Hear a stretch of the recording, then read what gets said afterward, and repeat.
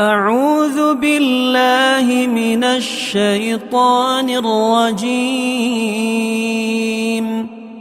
சபிக்கப்பட்ட ஷைத்தானை விட்டு அல்லாஹ்விடம் நான் பாதுகாப்பு தேடுகின்றேன். يسأله من في السماوات والأرض كل يوم هو في شأن.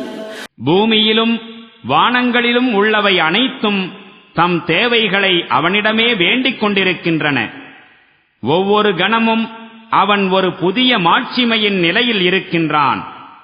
فبأي آلاء ربكما تكذبان.